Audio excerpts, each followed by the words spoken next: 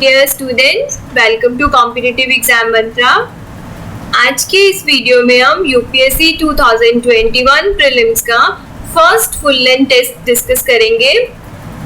इस टेस्ट को UPSC prelims exam के पैटर्न पर डिजाइन किया गया है और इसमें टोटल 100 क्वेश्चन डिस्कस किए जाएंगे। ये टेस्ट करने का आप सबको बहुत फायदा होगा बिकॉज फिर आप रियल एग्जाम में इतना स्ट्रेस फील नहीं करेंगे। बट ऑनेस्टली फुल टेस्ट वही कर सकते हैं जो अपने आईएएस बनने के मिशन को लेकर बहुत ज़्यादा सीरियस है। तो आपको 100 क्वेश्चन करने के लिए अपनी स्टडी के लिए फुली कमिटेड होना पड़ेगा। आप सब जानते हैं कि कोविड-19 की वजह से यूपीएससी प्रीलिम्स को पोस्टपोन कर दिया गया है, तो अब आपके पास रिवीजन करने के लिए इनफ टाइम है। तो इस टाइम को अच्छे से यूटिलाइज कीजिए, बेसिक एंड करंट अफेयर को अच्छे से तैयार कर लीजिए और क्वेश्चंस प्रैक्टिस कीजिए। अभी जब हम फुल लेंथ टेस्ट डिस्कस करेंगे तो आप साथ में क्वेश्चंस के आंसर्स अपनी नोटबुक पर लिखिए और लास्ट में इवैल्यूएट कीजिए कि आपके कितने क्वेश्चन ठीक हुए हैं और नेगेटिव मार्किंग भी जरूर कीजिए साथ में। और आप सबका जितना भी स्कोर आता है ऑनेस्टी से कमेंट बॉक्स में जरूर लिखिए और धीरे धीरे ये स्कोर आपका जरूर इम्प्रूव होगा। जो भी स्टूडेंट्स हमारे चैनल पर नए हैं वो चैनल को सब्सक्राइब कर ले और बेल आइकन को प्रेस कर ले सो दैट सारी न्यू नोटिफिकेशन आपको टाइम टू टाइम मिलती रहे। और इस टेस्ट का जो पीडीएफ है वो आपको हमारे टेलीग्राम चैनल पर मिल जाएगा, जिसका लिंक हमने डिस्क्रिप्शन बॉक्स में दे दिया है। तो चलिए हम स्टार्ट करते हैं फुल लेंथ टेस्ट 1। स्टूडेंट्स, जब मैं क्वेश्चन रीड कर लेती हूँ तब आप वीडियो को पॉज कर ले और सोचकर क्वेश्चन का आंसर अपने नोटबुक पर लिख ले और बाद में करेक्ट आंसर चेक कर लीजिएगा। First question is climate adaptation and resilience for South Asia project, sometimes seen in news, is an initiative of Asian Development Bank का, न्यू डेवलपमेंट बैंक का, वर्ल्ड बैंक या फिर यूनाइटेड नेशंस इन्वायरमेंट प्रोग्राम। तो इस first question का answer है option सी, world bank. ये care project जो है वो एक पब्लिक प्लेटफॉर्म डेवलप करेगा जिससे कि क्लाइमेट प्लानिंग एंड इन्वेस्टमेंट के बारे में इंफॉर्म किया जाएगा। इसके अलावा ये प्रोजेक्ट इनोवेटिव टेक्नोलॉजीज को फंड करेगा और एक्सेस करेगा क्लाइमेट इम्पैक्ट्स को in the district across Bangladesh, Nepal and Pakistan to support agriculture, livestock, water and transport etcetera. चलिए अब देखते हैं question number 2। Which of the following correctly describes ecological opportunity? Ecological opportunity को बेस्ट कौन सी ऑप्शंस में डिस्क्राइब किया गया है? ऑप्शंस हैं A is the economic worth of the natural resource which can be harnessed without affecting the biodiversity. Option B is it is the availability of ecologically accessible resources which may be exploited by the species for their evolution. Option C is it is the process of change in the species structure of an ecological community. Option D is it is the ecological change which is helpful to reduce pollution. तो video को pause करके options को दोबारा देखिए और अपनी notebook में answer लिख लीजिए। चलिए हम इसका आंसर बताते हैं। इस क्वेश्चन का जो करेक्ट आंसर है वो है option B, it is the availability of ecological accessible resources which may be exploited by the species for their evolution. Ecological opportunity ऐसी इन्वायरमेंटल कंडीशंस हैं जिसमें एक कम्युनिटी में परसिस्टेंस ऑफ अ लीनिएज के साथ साथ डाइवर्जेंट नेचुरल सिलेक्शन को भी परमिट किया जाता है। तो हमारा जो बेस्ट आंसर है वो है ऑप्शन बी। चलिए स्टूडेंट्स नेक्स्ट क्वेश्चन देखते हैं। Question number 3, consider the following statements regarding the TRAFFIC network. First statement is it is a non governmental organisation working in monitoring global wildlife trade of both fauna and flora. Second statement is it is a joint program of World Wildlife Fund and the International Union for Conservation of Nature. Statement 3 is India is not a member of TRAFIC. Which of the statement given above is or are correct?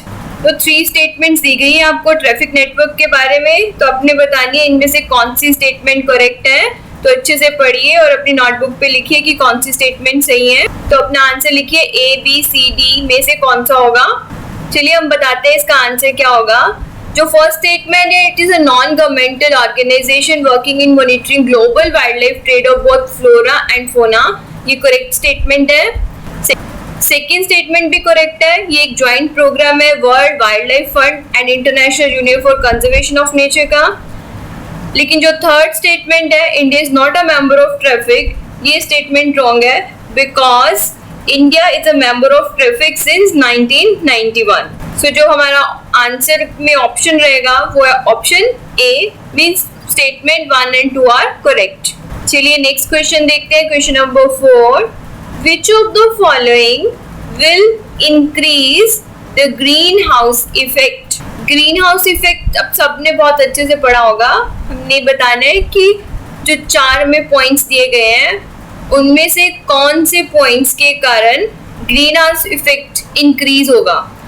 Options हैं, first point है burning of fossil fuels, second point है increase in the albedo of the upper atmosphere, third is addition of water vapor to the atmosphere, fourth is झूम cultivation.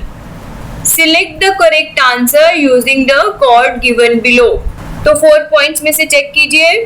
इन 4 points में से first point, third point and fourth point की वजह से green house effect increase होगा, लेकिन जो second statement है increase in albedo of the upper atmosphere, इसकी वजह से ग्रीन हाउस इफेक्ट इंक्रीज नहीं होगा बिकॉज अगर एल्बिडो इंक्रीज होती है then it reduces the mean atmospheric temperature, therefore reducing the greenhouse effect rather than increasing.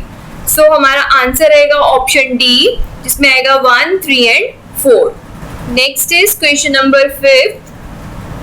According to images sent by Chandrayaan-1, India's first lunar mission suggest that the moon may be rusting along the poles. What does it signify? Chandrayaan one mission के according जो images send की गई हैं उसमें ये suggest किया गया है मून की पोल्स के अराउंड रस्टिंग हो रही है। तो आपने बताना है इसका मीनिंग क्या है, what does it signify. Statement 1 is oxygen from earth may be driving the formation of hematite on the lunar surface. Second statement is rusting is primarily taking place with the help of liquid water found on the lunar surface in large quantities.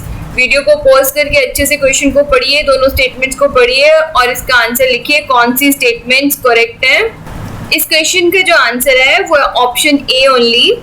चलिए इसकी थोड़ी सी explanation देखते हैं। Chandrayaan one mission के through ये जो images भेजी गई हैं और इसे जो कंक्लूजन्स निकाले गए हैं वो थोड़े से सरप्राइजिंग है बिकॉज रस्ट, जिसे हम आयरन ऑक्साइड भी कहते हैं, एक रेडिश कंपाउंड है which is formed when iron is exposed to water and oxygen.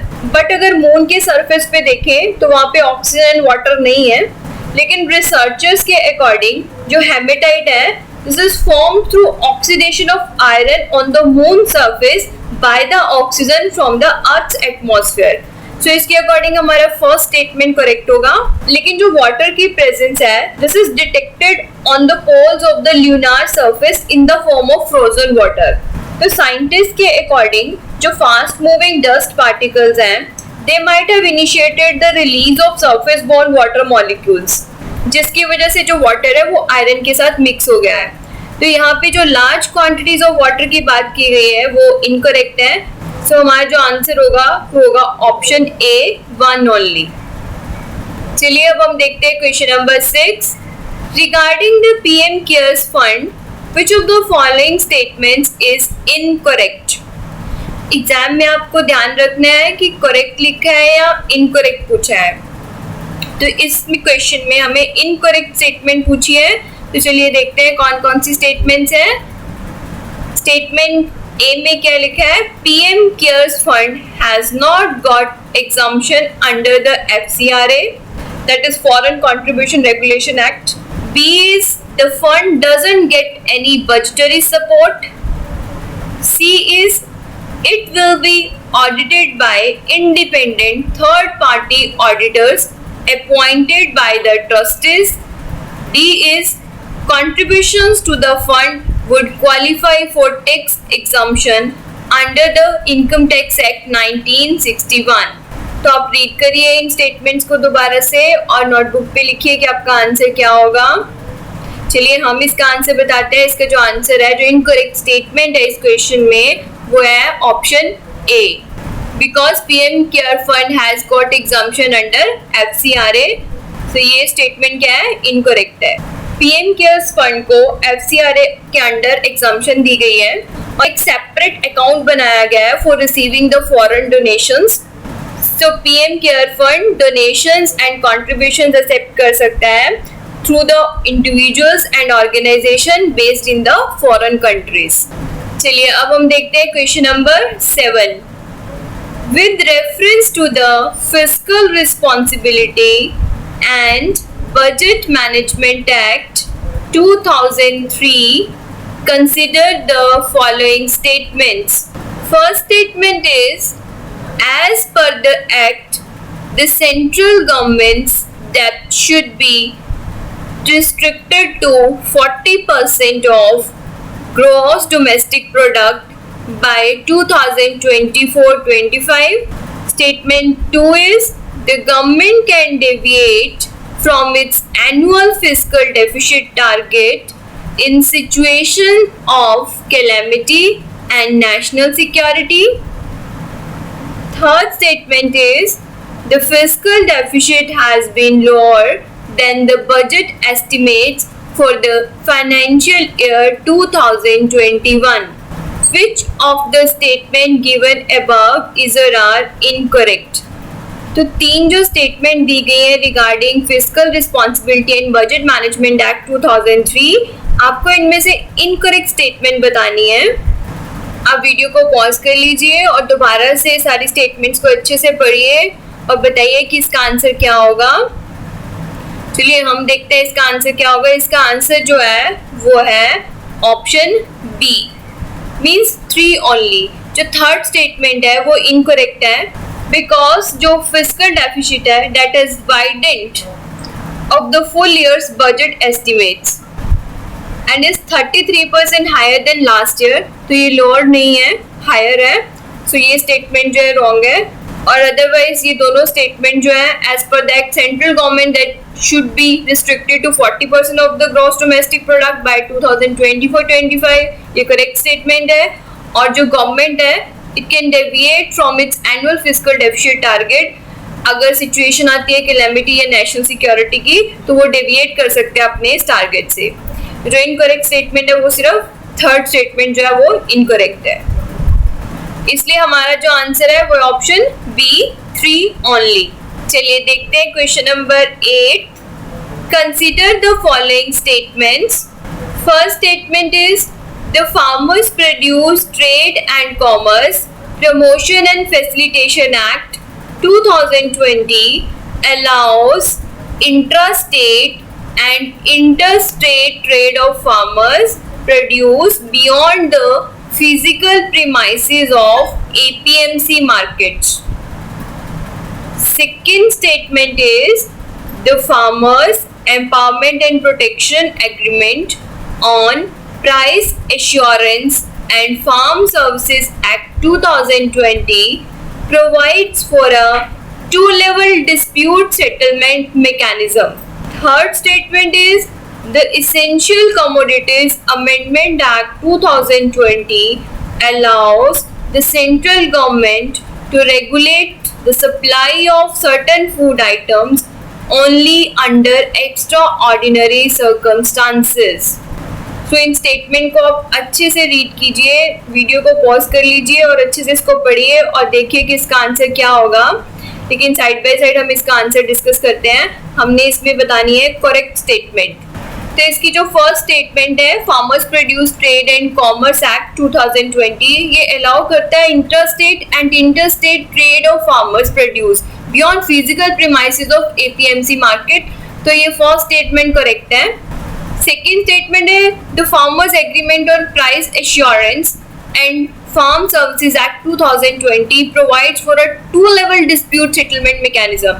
This statement is wrong because ये 2 level नहीं है, 3-level dispute settlement mechanism है। इसमें conciliation board, subdivisional magistrate and appellate authority 3 level के ऊपर dispute settlement mechanism है। तो ये सेकेंड स्टेटमेंट जो है वो इनकरेक्ट है। अब थर्ड स्टेटमेंट देखते हैं। The Essential Commodities Act 2020 allows the central government to regulate the supply of certain food items only under extraordinary circumstances. This is a correct statement. So जो हमारा answer रहेगा वो होगा स्टेटमेंट 1 एंड स्टेटमेंट 3 करेक्ट है, means option C is our answer. चलिए बच्चों देखते हैं अब question number 9। Consider the following statements. First statement is air quality index is calculated for PM10 and PM2.5 along with 6 other pollutants. Second statement is ozone, lead and arsenic are covered under the National Ambient Air Quality Standards. दो statement दी गई हैं आपको correct statement बतानी है। तो बताइए इसका आंसर क्या होगा। चलिए हम देखते हैं इसका आंसर क्या होगा। इसका आंसर है both the statements are correct. Air quality index calculate किया जाता है PM10 एंड PM2.5 के लिए एंड अदर 6 पोल्यूटेंट्स है इसके साथ, और नेशनल एम्बिएंट एयर क्वालिटी में ozone, lead and arsenic cover होते हैं। सो दोनों ही स्टेटमेंट्स करेक्ट हैं। चलिए अब देखते हैं question number 10। Which of the following legislations provide protection to the sacred groves in India? कौन सी लेजिस्लेशन के अंडर सेक्रेड ग्रोव्स को लीगल प्रोटेक्शन प्रोवाइड की गई है?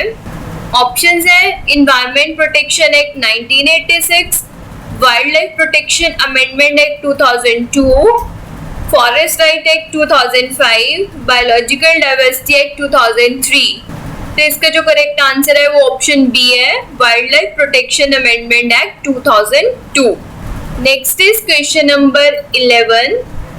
विच of the following can be used as an alternative to stubble burning?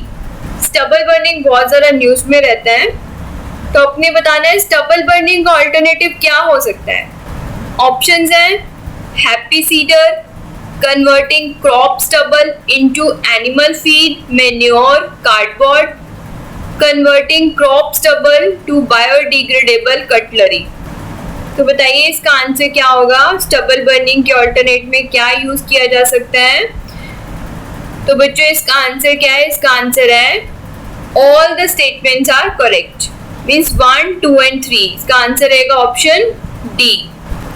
Next is question number 12। With reference to the national geo heritage sites consider the following statements. First statement is they are areas of national importance notified by the Geological Survey of India. Second statement is the central government is responsible to protect these sites. So बताइए इस question का answer क्या होगा। दोनों statements correct हैं या कौन सी incorrect है? तो जो फर्स्ट स्टेटमेंट है वो करेक्ट है, they are areas of national importance notified by Geological Survey of India. लेकिन जो सेकेंड स्टेटमेंट है वो रॉन्ग है। जीएसआई और respective state governments are responsible to protect these sites, not the central government. तो इसका जो आंसर होगा वो होगा ऑप्शन ए। चलिए अब देखते हैं question number 13। In the context of legislative procedure in state legislature with regard to money bill, consider the following statements. Money bill की बात हो रही है इन द स्टेट लेजिस्लेचर, तो हमारे पास 4 स्टेटमेंट्स हैं, हमने इसमें इनकरेक्ट स्टेटमेंट बतानी है। तो first statement is money bill in state legislature can be introduced in either legislative assembly और legislative council. Second statement is legislative council cannot reject money bill and can only amend it. Third statement is governor can reserve the money bill for presidential assent. Fourth statement is money bill cannot be returned for reconsideration of the state legislature either by the governor. Statements को दोबारा से पढ़िए अच्छे से और ये भी देखिए कि अपने बताना है कौन सी स्टेटमेंट इनकरेक्ट है। चलिए हम देखते हैं इसका आंसर क्या होगा। फर्स्ट स्टेटमेंट जो है money bill in state legislature can be introduce in either legislative assembly और लेजिस्लेटिव काउंसिल, ये स्टेटमेंट जो है वो इनकरेक्ट है because it can be introduced only in the legislative assembly and that too on the recommendation of the governor.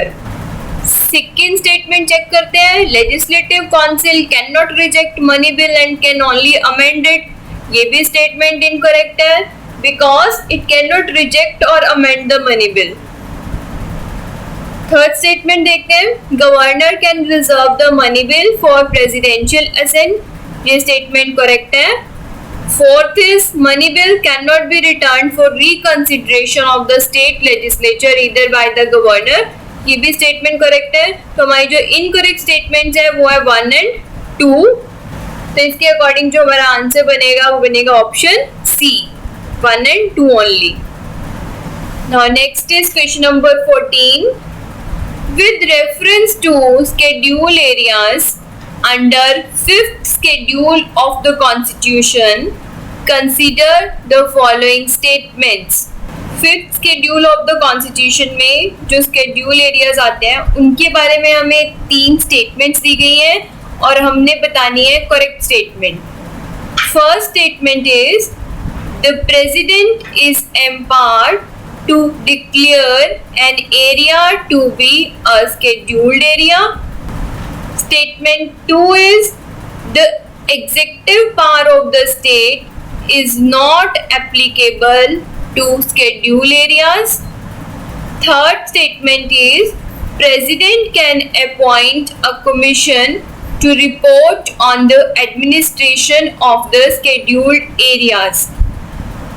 तो दोबारा से statement को अच्छे से देखिए और बताइए कि इसका आंसर क्या होगा, कौन सी ऑप्शंस करेक्ट हैं। चलिए देखते हैं इसका आंसर क्या होगा। फर्स्ट स्टेटमेंट जो है president is empowered to declare an area to be schedule area, ये स्टेटमेंट करेक्ट है। इवन जो प्रेसिडेंट है he can also increase decrease its area and alter its boundary etcetera. Second statement check करते हैं, executive power of the state is not applicable to schedule area, ये incorrect statement है because executive power of the state is applicable to the schedule areas. Third statement check करते हैं, president can appoint a commission to report on the administration of the schedule area, yes president appoint करता है commission, तो ये भी statement correct है। तो इसके अकॉर्डिंग हम देखें तो जो स्टेटमेंट 2 है वो इनकरेक्ट है, हमारा आंसर होगा ऑप्शन डी, मींस 1 एंड 3 जो है वो करेक्ट है, तो आंसर क्या रहेगा option D. Next is question number 15। Which of the following statements is incorrect with respect to Constituent Assembly? Constituent Assembly के रिगार्डिंग 4 स्टेटमेंट्स दी गई हैं, हमने बताना है कि कौन सी इनकरेक्ट है। अच्छे से स्टेटमेंट्स को पढ़िए। ए ऑप्शन है the elections to the Constituent Assembly were conducted under the system of separate electorate based on the community. Option B is the Constituent Assembly was constituted under the scheme formulated by the Mountbatten Plan. Option C is whenever the Constituent Assembly met as the constituent body, it was chaired by Dr. Rajendra Prasad. Option D is after the adoption of Constitution in January 1950, the Constituent Assembly ended its role as a constituent body. दोबारा से read कीजिए सारी statements को और बताइए इसका answer क्या होगा. अपनी नोटबुक पे आंसर लिखिए. हम बताते हैं इसका आंसर क्या होगा. इसमें हमने इनकरेक्ट स्टेटमेंट बतानी है. तो अगर हम देखें स्टेटमेंट 1 जिसमें कि जो इलेक्शन है कॉन्स्टिट्यूएंट असेंबली के वो कंडक्ट किए जाते हैं on the system of separate electorate based on the community, तो ये करेक्ट है. ऑप्शन सी जो है वो भी करेक्ट है and because it was chaired by doctor Rajendra Prasad. Option D भी करेक्ट है because constituent assembly ended its role as a constituent body after the adoption of constitution in January 1950. So इसमें रह गया एक ऑप्शन बी क्योंकि constituent assembly was constituted under the scheme formulated by the Mountbatten plan. This is incorrect statement because constituent assembly was formed under the cabinet mission plan, not the Mountbatten plan. So हमारा answer रहेगा option B. Next is question number 16. Which of the following motions either are allowed in Rajya Sabha? कौन सी motions Rajya Sabha में allowed है? कौन कौन सी motions दी गई हैं? First is privilege motion, second is adjournment motion, third is motion to remove Supreme Court judge and fourth is economy cut motion. So select the correct answer using the code given below. बताइए इनमें से कौन कौन सी motions जो है वो राज्यसभा में allowed है. तो अगर हम ये चारों मोशंस को देखें तो इसमें एडजर्नमेंट मोशन और इकोनॉमी कट मोशन ये ऐसी दो मोशंस है जो राज्यसभा में अलाउड नहीं है. तो ये दोनों राज्यसभा में अलाउड नहीं है. तो हमारा आंसर बनेगा 1 and 3 only. Means option D. Means privilege motion and motion to remove Supreme Court of judge ये दोनों राज्यसभा में allowed है. So answer is option D. Next is question number 17. Which of the following was or were the recommendations of the Cabinet Mission 1946? Cabinet mission 1946 की recommendations कौन कौन सी थी? 3 statements दी गई है और आपने इसमें करेक्ट चूज करनी है. First statement is it proposed for a union of India with a strong central government. Second statement is all subjects other than the union subjects and all residuary powers should vest in the provinces. Third statement is it recognized the India's right to secede from Commonwealth. तो cabinet mission 1946 की recommendations में strong central government नहीं week central government को propose किया गया था because इसकी recommendations के according only 3 subjects foreign affairs, defence और कम्युनिकेशन जो थे वो दिए गए थे सेंट्रल गवर्नमेंट को. So therefore it proposed a weak central government, not the strong. तो first statement incorrect है. Second is all subjects other than union subjects and all residual powers should vest in the provinces. तो ये statement correct है. It recognizes India's right to secede from the Commonwealth. ये भी correct statement है. तो हमारा जो answer रहेगा वो बनेगा option C, means 2 and 3 only. Next is question number 18. Which of the following statement is incorrect with respect to provisions of the Government of India Act 1935? 4 options दी गई हैं regarding Government of India Act 1935 के. आपको इसमें से incorrect statement बतानी है. First is it abolished diarchy in the provinces and introduced provincial autonomy. Option B is governor in provinces to act on the advice of ministers responsible to the provincial legislatures. C is it provided for the establishment of a federal court. D is it introduced bicameralism in all the provinces of British India. तो बच्चों दोबारा से इन statements को पढ़ो और बताओ कि कौन सी स्टेटमेंट इसमें से इनकरेक्ट है। तो इसमें जो ऑप्शंस दी गई हैं इनमें से ऑप्शंस ए बी सी जो है वो करेक्ट है, लेकिन जो डी ऑप्शंस हैं वो इनकरेक्ट है because it introduced bicameralism in 6 out of the 11 provinces. Therefore, statement D is incorrect. अब देखते हैं question number 19. With reference to anti-defection laws in India, consider the following statements. Anti-defection law बहुत बार exam में पूछा हुआ है, तो इसके रिगार्डिंग हमें 3 स्टेटमेंट्स दी गई है। आपने इसमें से करेक्ट स्टेटमेंट बतानी है। First statement is the presiding officer must accept or reject the resignation of members from the party within 2 months. Second statement is anti-defection law is contained in the 10th schedule of the constitution which was introduced by the 52nd amendment in 1985. Statement third is independent members are free to join any political party within 6 months without being disqualified. तो आपने बताना है इसमें correct statement कौन सी है। तो दोबारा से इसको अच्छे से पढ़िए स्टेटमेंट्स को और अपनी नोटबुक में लिखिए कि इसका आंसर क्या होगा। चलिए हम देखते हैं इसका आंसर क्या होगा। फर्स्ट स्टेटमेंट जो है the presiding officer must accept और reject the resignation of members from party with in 2 months. This statement is incorrect because there is no fixed time frame in which the presiding officer has to accept or reject the resignation. तो 2 month का time period नहीं दिया गया है, कोई भी fix time नहीं है, इसलिए ये स्टेटमेंट इनकरेक्ट है। सेकेंड स्टेटमेंट जो है anti defection law is contained in the 10th schedule of the constitution which was introduced by the 52nd amendment in 1985. This statement is correct क्योंकि इसे एंटी डिफेक्शन लॉ को 52nd amendment 1985 के through लाया गया था and 10th schedule को add किया गया था।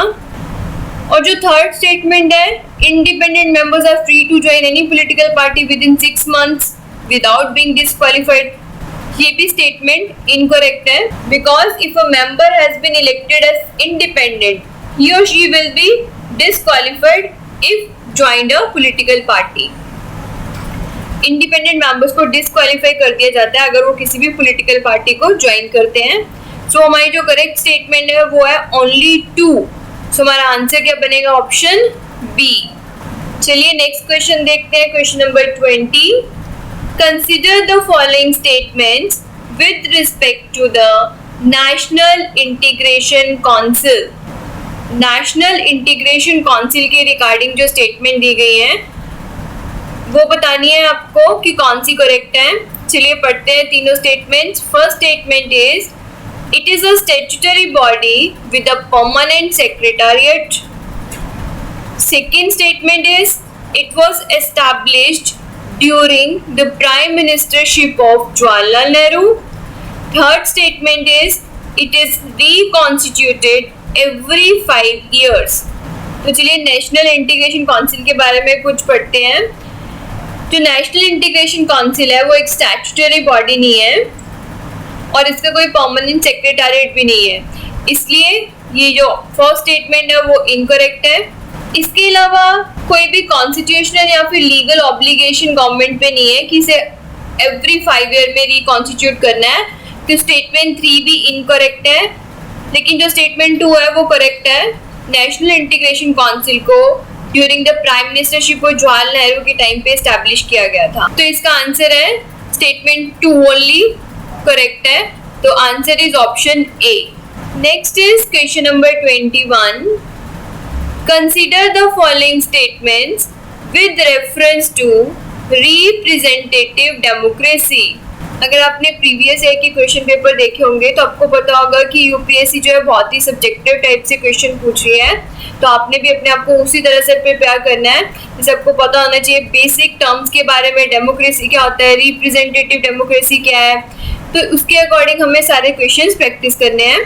चलिए अब देखते हैं रिप्रेजेंटेटिव डेमोक्रेसी के रिगार्डिंग जो स्टेटमेंट्स दी गई है तो उनमें से कौन सी करेक्ट है।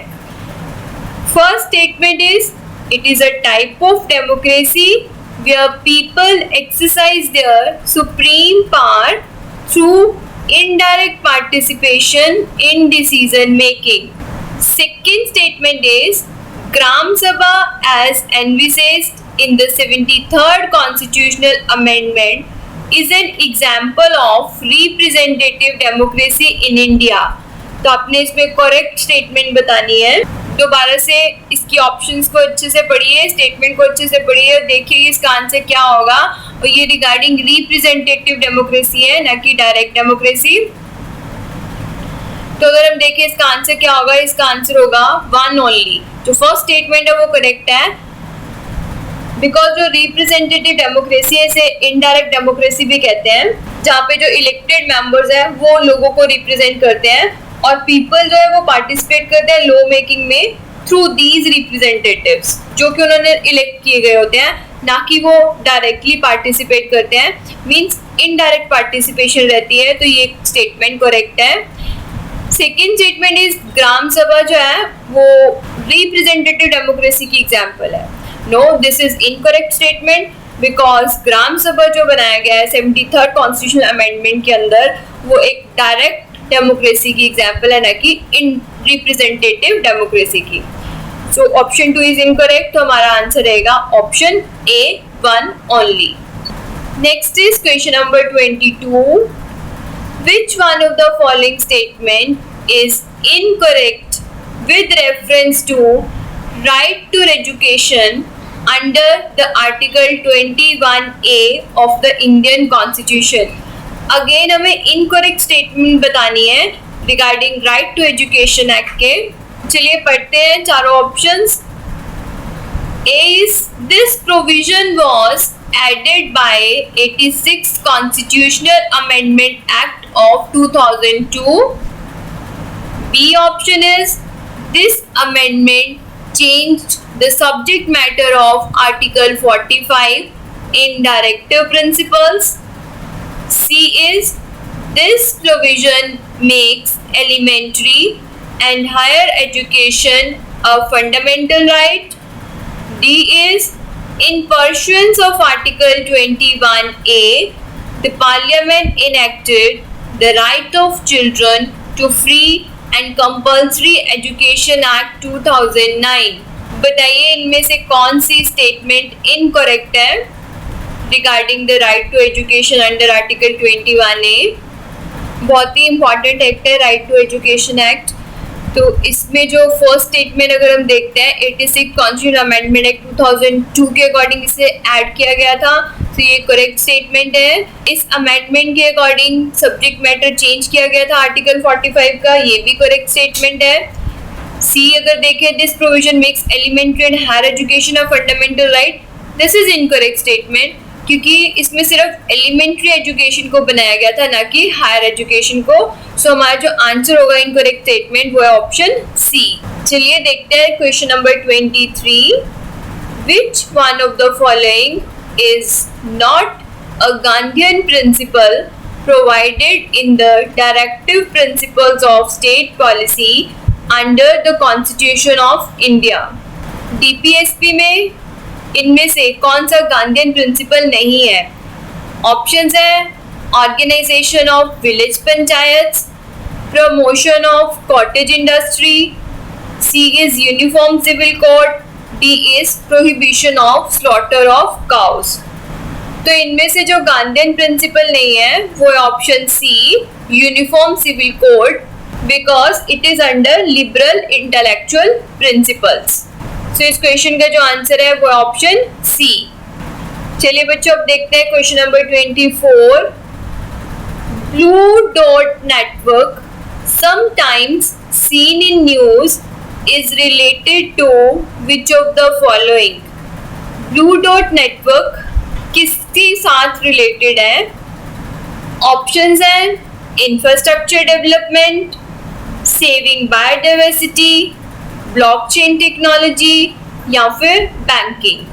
तो ये जो ब्लू डॉट नेटवर्क है वो रिलेटेड है इंफ्रास्ट्रक्चर डेवलपमेंट के। So answer is option A. Blue dot network जो है it is a multi stakeholder initiative to bring together governments, private sector and civil society to promote high quality trusted standards for global infrastructure development. और ये formally launch किया गया था 4 नवंबर 2019 को and it is led by US along with Japan and Australia. चलिए अब देखते हैं question number 25। The Copernicus program that was in news, it is related to which of the following? Copernicus program किसके relation में है? Options हैं study of moon या फिर स्टडी ऑफ वीनस या स्टडी ऑफ जुपिटर्स मून या फिर earth observation. तो कॉपरनिकस प्रोग्राम जो है it is related to the earth observation. So your answer is option D.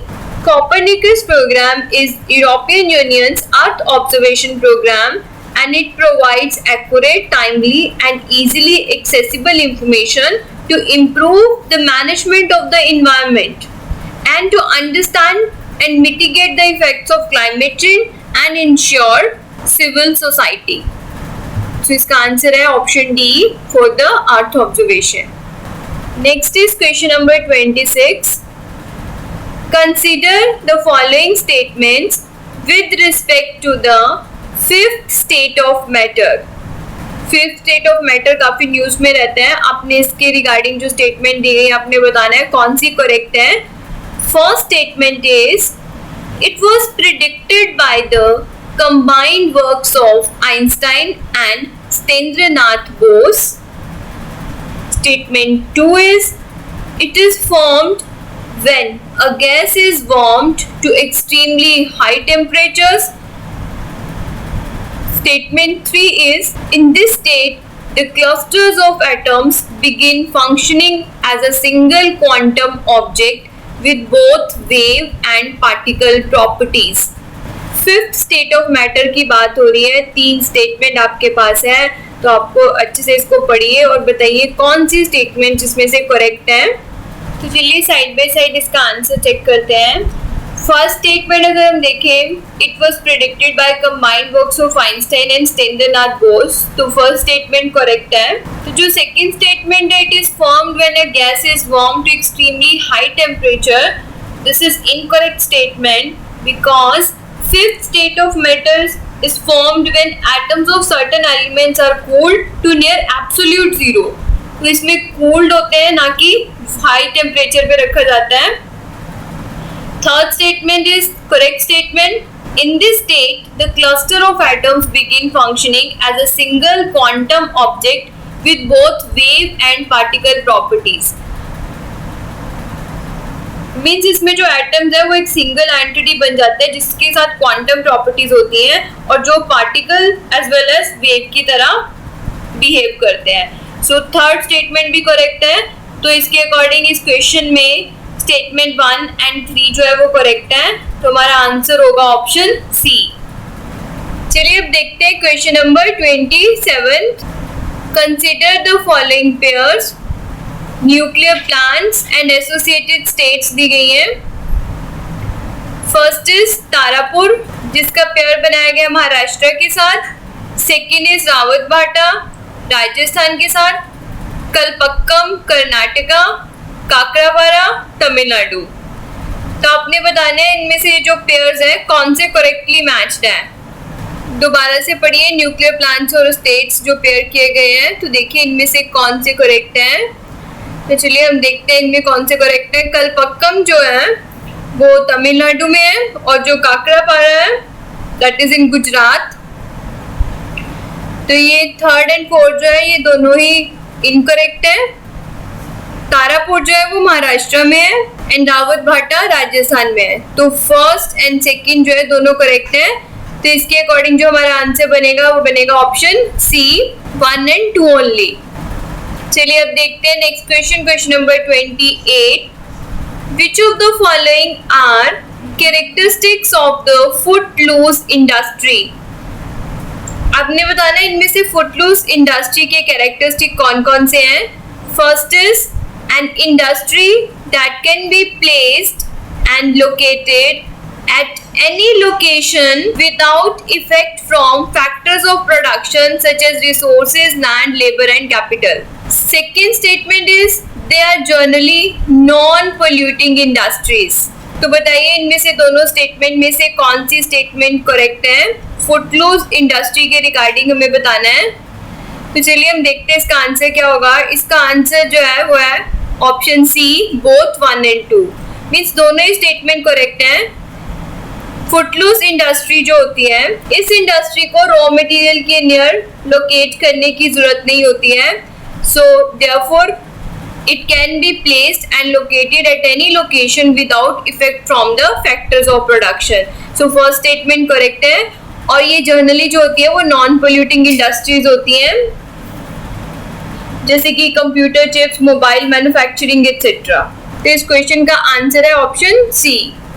Next is question number 29। Which of the following countries are a part of snow leopard range countries? 4 countries के name दिए गए हैं। तो आपको बताना है इनमें से कौन सा स्नो लेपर्ड रेंज कंट्रीज का पार्ट है। करेक्ट आंसर चूज करना है। कंट्रीज के नेम है मंगोलिया, रशिया, भूटान, इंडिया। तो इस क्वेश्चन में स्नो लेपर्ड रेंज कंट्रीज के अंदर ये चारों कंट्रीज आते हैं। तो जो हमारा आंसर होगा वो ऑप्शन डी होगा। इसके अलावा China, Afghanistan, Kazakhstan, Kyrgyzstan, Nepal, Pakistan, Tajikistan, Uzbekistan भी इसी रेंज में आते हैं। सो ये जो बाकी की कंट्रीज है उनको भी माइंड में रखिए। चलिए अब देखते हैं question number 30। Consider the following statements with respect to the national waterway 1। National waterway first के रिगार्डिंग 2 स्टेटमेंट्स हैं आपके सामने। आपको बतानी है कौन सी स्टेटमेंट्स करेक्ट हैं। First is it runs from Haldia to Prayagraj across the Ganga, Bhagirathi and Hooghly river system. Second statement is it is the longest waterway in India. तो बताइए कौन कौन सी स्टेटमेंट्स करेक्ट हैं।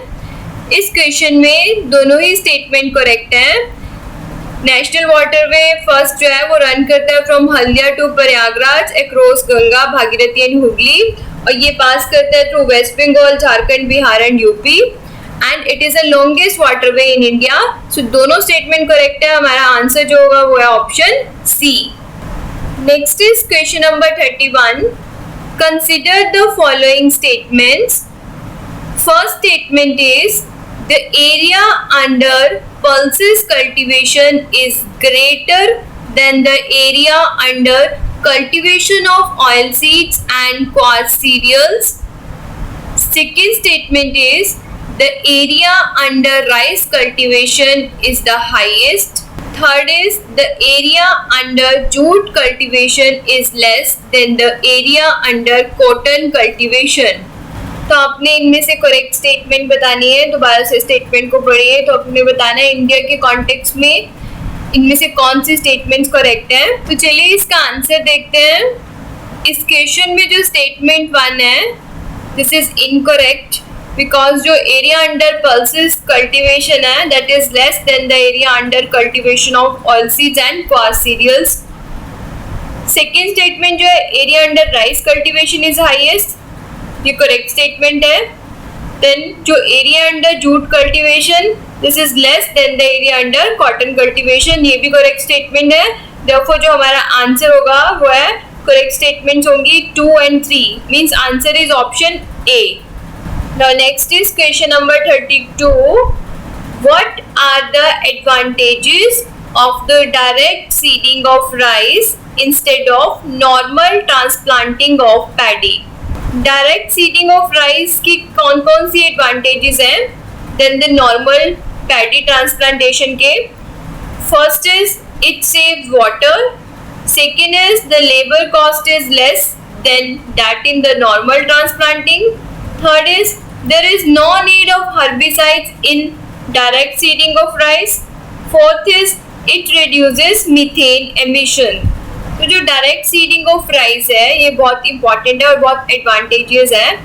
इसके थ्रू वाटर सेव होता है, लेबर कॉस्ट भी कम पड़ती है, मीथेन एमिशन भी कम होता है, लेकिन इसमें केमिकल हर्बिसाइड्स यूज होते हैं टू किल द वीड्स। सो इसमें जो थर्ड स्टेटमेंट है वो इनकरेक्ट है, तो जो हमारा आंसर बनेगा वो है statements 1, 2 and 4 means option B. Next is question number 33. Self-plowing soil is another name for the self-plowing soil को और क्या कहा जाता है? Saline soil, black soil, arid soil या फिर laterite soil। तो self-plowing soil को black soil के नाम से भी जाना जाता है, तो इसका करेक्ट आंसर है ऑप्शन बी। ब्लैक सॉइल को रेगड सॉइल या फिर ब्लैक कॉटन सॉइल भी कहते हैं और ये भी एग्जाम में बहुत बार पूछा हुआ है। It is generally clayey, deep and impermeable, और जब ये वेट होती है तो स्टिकी हो जाती है और जब ड्राई हो जाती है तो श्रिंक हो जाती है। सो ड्राई सीजन में इन सॉइल्स में क्या होता है, क्रैक पड़ जाते हैं। So therefore it is a kind of self flowing soil. Therefore इस क्वेश्चन का जो आंसर है वो ऑप्शन बी। चलिए बच्चों नेक्स्ट क्वेश्चन देखते हैं, question number 34। Digital sky platform sometimes seen in the news is related to which of the following. Digital sky platform किसके रिलेशन में है? ऑप्शंस है drone regulation in India, artificial intelligence regulations, space technology regulations या फिर none of these. तो ये digital sky platform जो है this is related to drone regulations in India, so answer is option A. Digital sky platform is an online IT platform which is developed for handling unique identification number, unmanned aircraft operators permit. Next is question number 35.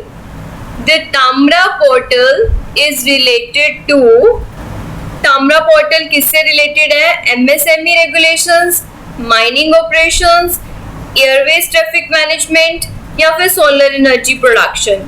तो इसके जो correct answer है वो है option B, mining operations. Tamra portal mining operation से related है।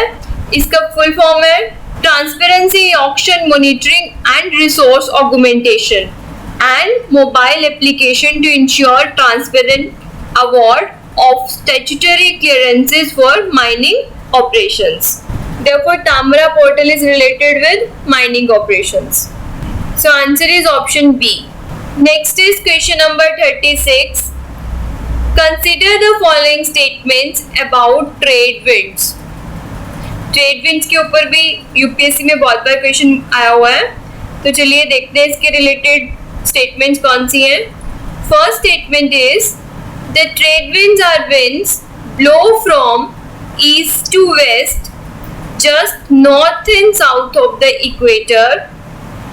Second statement is trade winds are more regular and constant over the oceans than over land. चलिए अच्छे से पढ़िए इन स्टेटमेंट्स को और देखिए कौन कौन सी स्टेटमेंट्स करेक्ट हैं।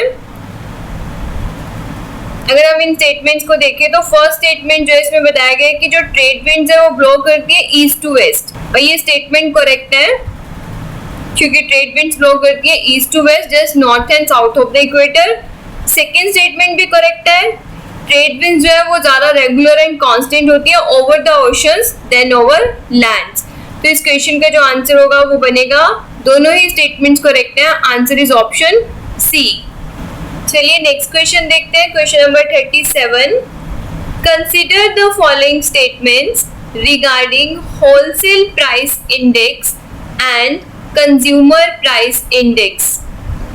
इसके ऊपर भी बहुत बार क्वेश्चन आया हुआ है, तो चलिए देखते हैं कौन सी स्टेटमेंट्स दी गई हैं। First statement is CPI basket consist of services such as housing and education, which are not a part of the WPI basket.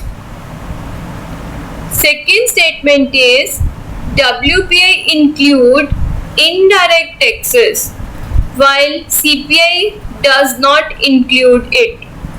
तो अगर आपने WPI CPI अच्छे से पढ़ा तो आप इजीली आंसर दे सकते हैं इसका. आपने करेक्ट स्टेटमेंट बतानी है इसमें. तो चलिए हम देखते हैं इसका आंसर क्या होगा. इसका जो करेक्ट आंसर है वो है ऑप्शन ए, बिकॉज स्टेटमेंट 1 जो है वो करेक्ट है लेकिन स्टेटमेंट 2 इनकरेक्ट है. WPI does not include indirect taxes. Therefore, this statement is incorrect. So, answer is option A. Next is question number 38.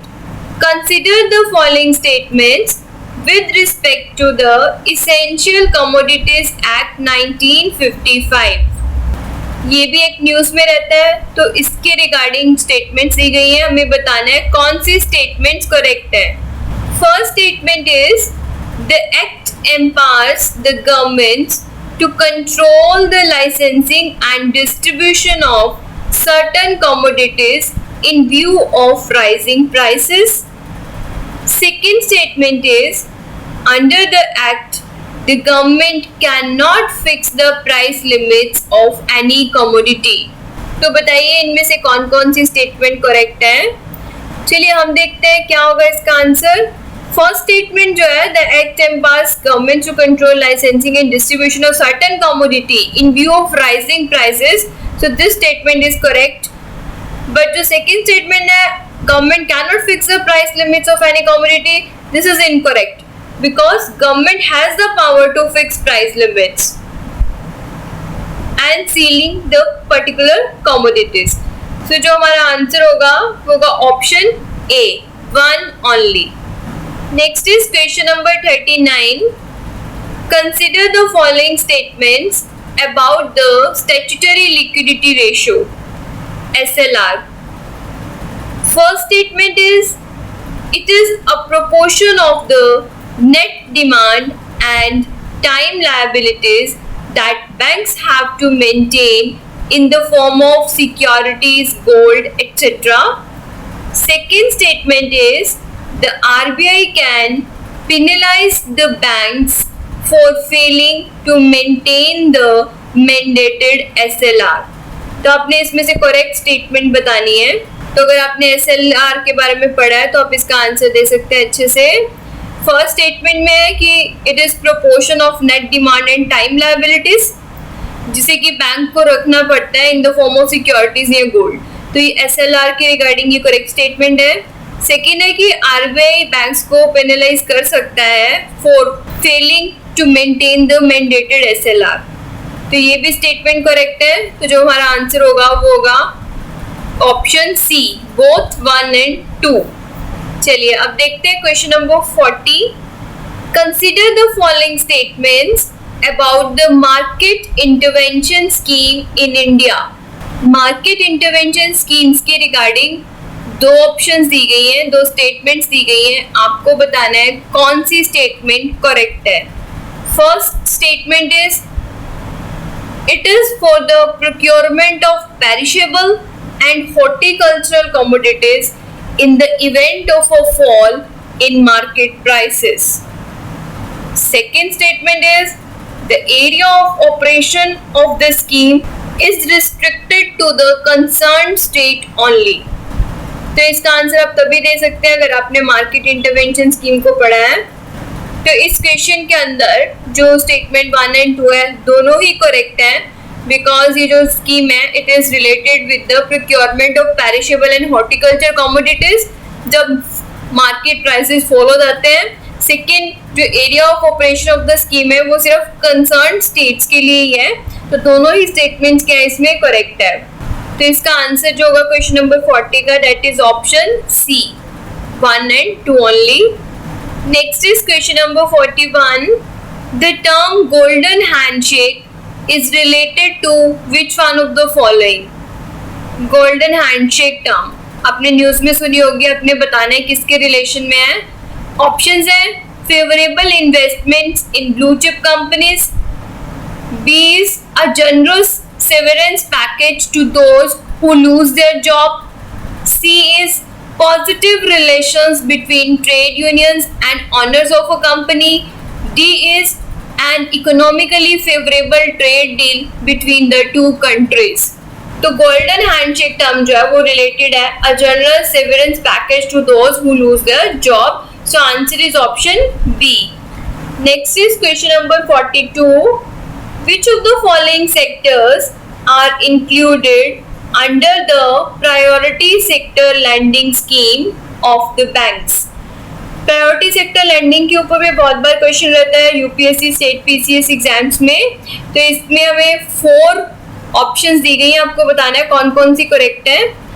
First हमें दिया गया है इसमें इसके under sector housing, second is export credit, third is renewable energy, fourth is micro small and medium enterprises.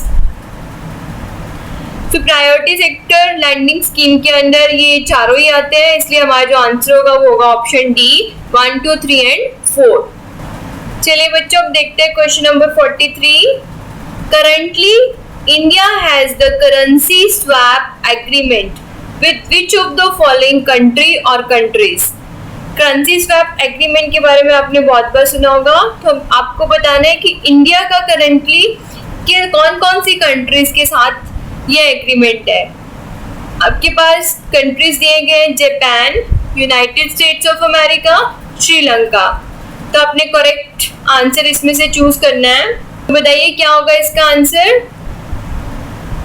इसमें तीनों ही countries जो हैं वो आंसर में होंगे बिकॉज तीनों कंट्री के साथ इंडिया ने करेंसी स्वैप एग्रीमेंट साइन किया हुआ है. तो इसका आंसर क्या होगा ऑप्शन डी 1, 2 एंड 3. चलिए देखते हैं question number 44.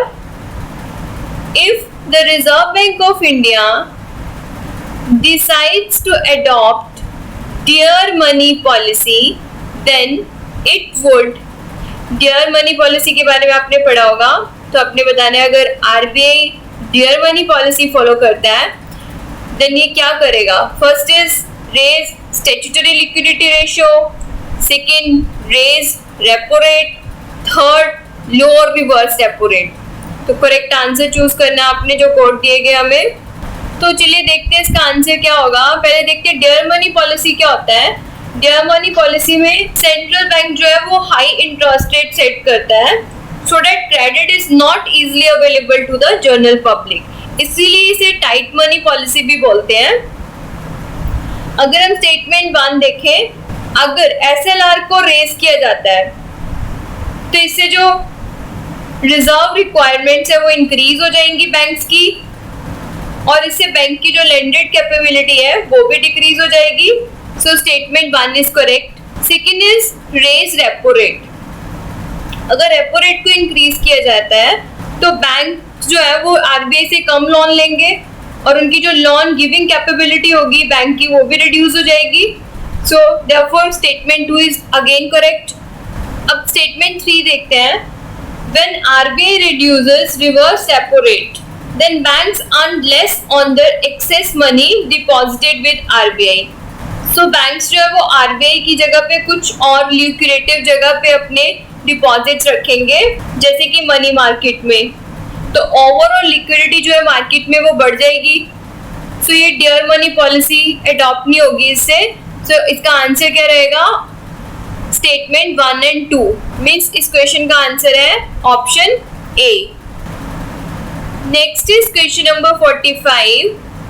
Which of the following nutrients are covered under the nutrient based subsidy scheme. Nutrient based subsidy scheme के अंदर कौन कौन से न्यूट्रिएंट्स को कवर किया गया है. First is nitrogen, second is phosphorus, third is potash, fourth is sulphur. So nutrient based subsidy scheme के अंदर ये चारों न्यूट्रिएंट्स को कवर किया गया है. तो इस क्वेश्चन का आंसर रहेगा option D 1, 2, 3 and 4. Apart from this, fertilizers which are fortified with secondary and micronutrient such as molybdenum and zinc, they are also given additional subsidy. चलिए क्वेश्चन नंबर 46 देखते हैं. Which of the following functions can be performed by the payment banks in India? Payment banks की बात की गई है, उनके कौन कौन से फंक्शंस होते हैं, अपने बताना है कि इनमें से करेक्ट आंसर कौन सा है। तो चलिए रीड करते हैं 5 functions. First is sell mutual funds, insurance, pensions. Second is accept NRI deposits. Third is offer bill payment service for customers. Fourth is function as business correspondent of another bank. Fifth is handle cross border remittances. तो बताइए क्या होगा इसका answer. Payment banks के कौन कौन से functions हैं या इनमें से कौन सा इनकरेक्ट है। चलिए हम देखते हैं इसका आंसर क्या होगा। तो इनमें से सारी स्टेटमेंट्स करेक्ट है एक्सेप्ट सेकेंड स्टेटमेंट, बिकॉज जो पेमेंट बैंक्स है वो NRI डिपॉजिट्स को एक्सेप्ट नहीं करते हैं। तो इसके अकॉर्डिंग हमारा आंसर रहेगा option D 1, 3, 4 and 5 only. Next is question number 47। X-ray polarimeter satellite is a planned space observatory of which one of the following space agency? X-ray polarimeter कौन सी स्पेस एजेंसी की प्लान्ड स्पेस ऑब्जर्वेटरी है? Options है European space agency, national aeronautics and space administration, Indian space research organisation या फिर China national space administration. तो इसका जो करेक्ट आंसर है वो है option C, Indian space research organisation. X-ray polarimeter satellite is to study polarization of the cosmic X-rays and it is planned to be launched in 2021. Next is question number 48. The term Framora Highlands recently seen in news is related to Framora Highlands किसके relation में है? Options है plate tectonic theory, lunar surface, supermassive black holes या फिर अफ्रीका's northern highlands.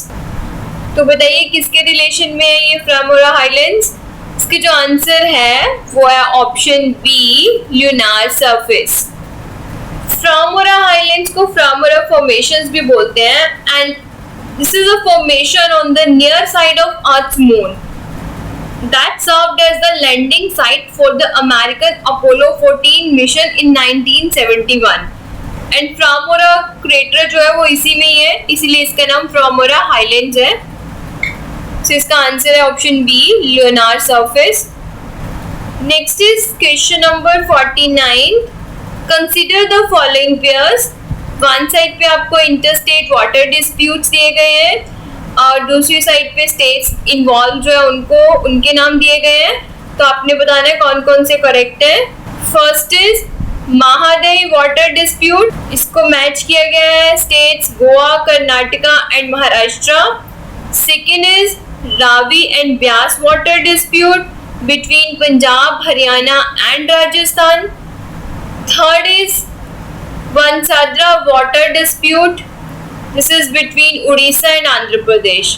तो बताइए जो pairs दिए गए इनमें से कौन कौन से करेक्टली मैच्ड हैं। आप इस क्वेश्चन को दोबारा से पढ़िए और देखिए कौन कौन सी स्टेटमेंट्स इसमें से करेक्ट हैं। हम बताते हैं कि इसके कौन से पेयर्स करेक्टली मैच्ड हैं। तो इस क्वेश्चन में तीनों ही पेयर जो है वो करेक्टली मैच्ड हैं। तो इसका आंसर होगा option D 1, 2 and 3। Next is question number 50। Bare necessities index, sometimes seen in the news, is related to bare necessities index. किसके रिलेशन में है? ऑप्शंस कौन कौन सी है? A is access to food to the children, B access to water, sanitation, housing and microenvironment, C employment opportunities to backward sections, D access to basic medical needs। तो इसका correct answer हम बताने जा रहे हैं। इसका करेक्ट आंसर है option B, access to water, sanitation, housing and micro environment. This index summarizes 26 indicators on 5 dimensions, which are water, sanitation, housing, microenvironment, and other facilities. And according to it, inequalities are found in access to bare necessities between urban and rural India. So here answer is option B. Next is question number 51. Doha Pact, sometimes seen in the news, is mainly related to affairs of. Doha pact किसके relation में है? Options हैं Iraq, Iran, Afghanistan या फिर Qatar. दोहा pact के बारे में आपने सुना होगा, तो इसका जो करेक्ट आंसर है वो option C, Afghanistan. Doha Pact is related to bringing peace to Afghanistan, and for this US and Taliban have signed an agreement. So इसका आंसर होगा option C, Afghanistan. Next is question number 52. Which of the following organization publishes World Investment Report? UPSC में index reports वगैरह के ऊपर एक question तो आ ही जाता है, तो अपने अच्छे से सारी रिपोर्ट्स इंडेक्सेस लर्न करने हैं. तो चलिए देखते हैं कौन वर्ल्ड इन्वेस्टमेंट रिपोर्ट को पब्लिश करता है. ऑप्शंस है international monetary fund, world trade organisation, United Nations conference on trade and development, organisation for economic cooperation and development. तो जो वर्ल्ड इन्वेस्टमेंट रिपोर्ट है वो पब्लिश की जाती है by United Nations conference on trade and Development. So इसका answer है option C. Next is question number 53 और ये क्वेश्चन है वर्ल्ड ट्रेड ऑर्गेनाइजेशन WTO के ऊपर. Question is with reference to general agreement on trade in services, जिसे GATS भी बोलते हैं, of the world trade organisation, consider the following pairs. GATS के बारे में कुछ इंफॉर्मेशन दी गई है. वन साइड पे mode of supply of services दिया गया है, दूसरी साइड दिया गया है डील्स विद. मोड 1, 2, 3 एंड 4 दिया गया, आपको बताना है किस किस के साथ डील करते हैं. सो mode 1 is consumption of service abroad. Mode 2 is commercial presence in another countries territory. Mode 3 is cross border supply of services. Mode 4 is presence of natural persons to supply a service. तो दोबारा से पढ़िए इन statements को और बताइए कौन सी correctly matched है. अगर आपने WTO पढ़ा हुआ है तो और इसके अंदर आपने ये मोड्स लर्न किए हुए हैं तो आप इजीली बता सकते हैं. तो चलिए देखते हैं इसका आंसर क्या होगा. तो इसमें जो मोड 1 है, मोड 1 जो है this correspond to cross border supply. This statement is wrong. So first is incorrect. Second is mode 2. It is related with commercial presence in other countries' territory. ये भी incorrect है because mode 2 correspond to consumption of services abroad. Mode 3 is cross border supply services. ये भी incorrect है because जो mode 3 है this is related to commercial presence in another country's territory. And last is mode 4, presence of natural persons to supply your services. This is correct. Mode 4 इसी के relation में है, तो इसके अकॉर्डिंग जो हमारा आंसर बनेगा वो बनेगा option C, 4 only, because 1, 2 and 3 जो है वो इनकरेक्ट है. So answer is option C. चलिए अब देखते हैं question number 54. In the context of Atal pension Yojana, which of the following statement is are correct? Atal pension Yojana के रिलेशन में हमें 3 स्टेटमेंट्स दी हुई हैं, हमें बताना है कि इनमें से कौन कौन सी करेक्ट है. First statement is individuals who pay income tax and are covered under any other statutory social security schemes are not eligible under the scheme. Second statement is government makes a matching co-contribution till maturity. Third statement is a monthly pension of up to rupees 7,500 is provided to beneficiaries upon reaching 60 years of age. तो अब बताइए इनमें से कौन कौन सी statements regarding अटल pension योजना correct है। तो देखिए इसमें जो फर्स्ट स्टेटमेंट है, individuals who pay income tax and are covered under any other statutory social security scheme, they are not eligible under the scheme. This is correct statement. Second is government makes a matching co-contribution till maturity. This is incorrect because government make matching contribution for a period of 5 years only, not till maturity. Third statement is a monthly pension of up to rupees 7,500 is provided. This is incorrect because it provides monthly pension of rupees 1,000 to rupees 5,000 for beneficiaries in their old age. So it is not 7,500. तो हमारा answer क्या होगा? Option A, 1 only. Next is question number 55. With reference to UNESCO Global Geoparks, consider the following statements. UNESCO global Jio parks के regarding 3 statements दी गई हैं, हमें उनमें से करेक्ट स्टेटमेंट बतानी है। First statement is its geological resources are protected with the involvement of local communities. Second statement is tourism activities are not prohibited in it. Third statement is India has 3 UNESCO Global Geoparks. So चलिए पढ़िए statements को दोबारा से और बताइए कौन सी correct है रिगार्डिंग यूनेस्को ग्लोबल जियोपार्क्स। तो इसमें जो स्टेटमेंट फर्स्ट है वो करेक्ट है। Its geological resources are protected with the involvement of local communities. Local communities भी इन्वॉल्व होती है एंड इसमें जो टूरिज्म एक्टिविटीज है वो these are not prohibited. So second statement भी करेक्ट है। अब थर्ड स्टेटमेंट जो India 3 UNESCO global parks, this is incorrect statement because India doesn't have any UNESCO global Jio parks. So जो हमारा आंसर बनेगा वो है option B, 1 and 2 only. Next is question number 56. The West Bank often seen in the news is a region sandwiched between which of the following 2 countries? West Bank के बारे में आपने बहुत बार सुना होगा न्यूज में, तो आपने बताना है कौन से 2 कंट्रीज के बीच में है। ऑप्शंस है Israel and Egypt, Israel and Syria, Israel and Jordan या फिर इजराइल एंड लेबनान। तो इसका जो करेक्ट आंसर है वो option C, Israel and Jordan. Next is question number 57.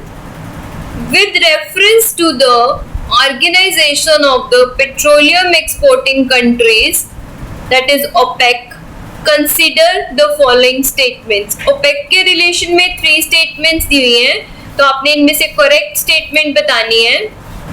First statement is its objective is to avoid fluctuations in oil prices affecting both producing and purchasing countries. Second statement is it is headquartered in Vienna, Austria. Third is Russia and Qatar are new members of the grouping. तो इन तीनों statements को दोबारा से पढ़िए और बताइए कौन सी स्टेटमेंट करेक्ट है रिगार्डिंग ओपेक। तो इस क्वेश्चन में जो स्टेटमेंट फर्स्ट है वो करेक्ट है, स्टेटमेंट सेकंड भी करेक्ट है बिकॉज इसका जो हेडक्वार्टर है वो वियना, ऑस्ट्रिया में है।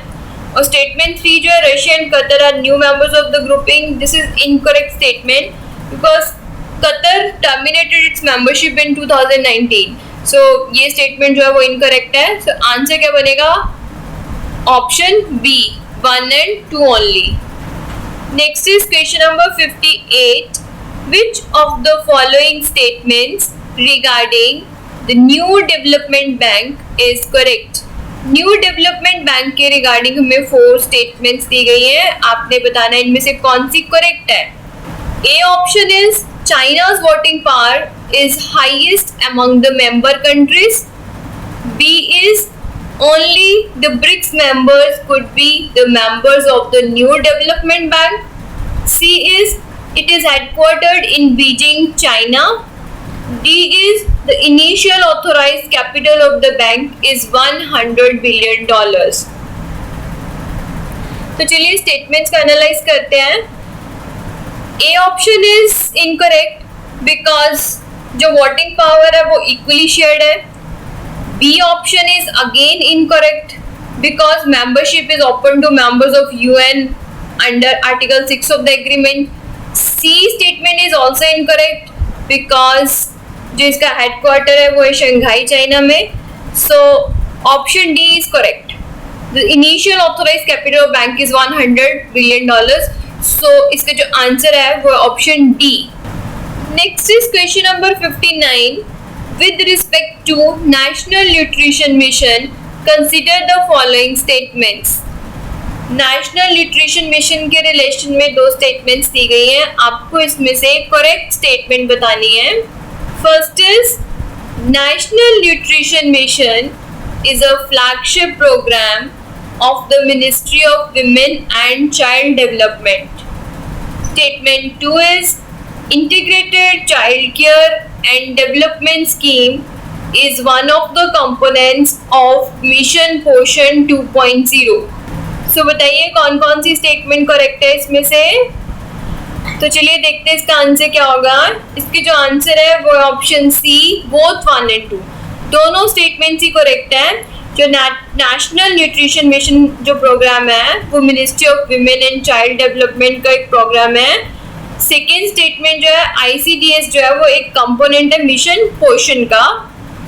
सो दोनों ही स्टेटमेंट इसमें करेक्ट है, तो हमारा आंसर होगा option C. Next is question number 60।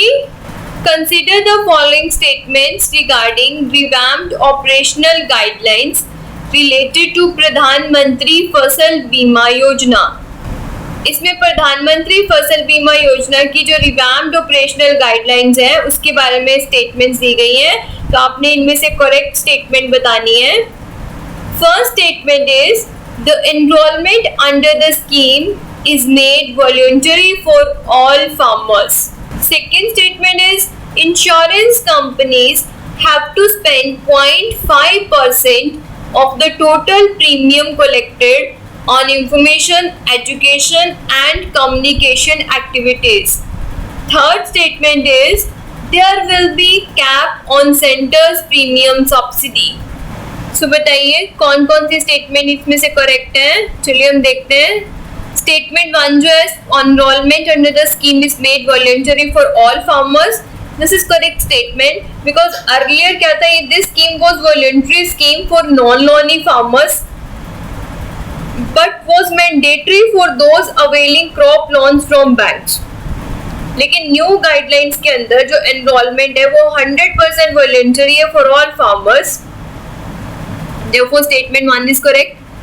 Second statement भी करेक्ट है। Insurance companies have to spend 5% of the total premium collected on information, education and communication activities.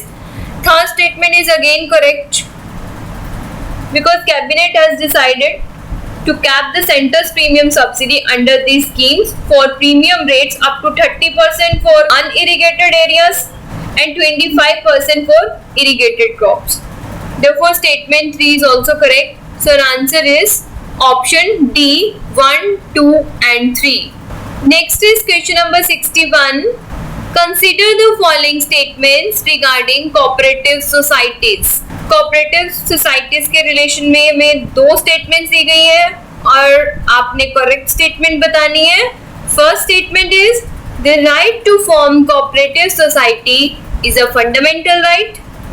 Second statement is 97th Constitutional Amendment Act 2011 included a new directive principle of state policy on the promotion of cooperative society, that is article 43B.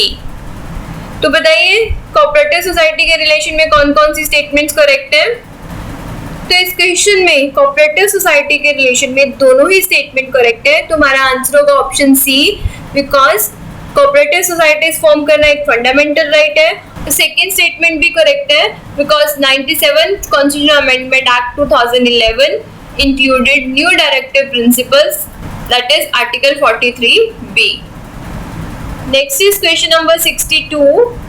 Which of the following is or are correct with reference to the C. Rajagopalachari formula?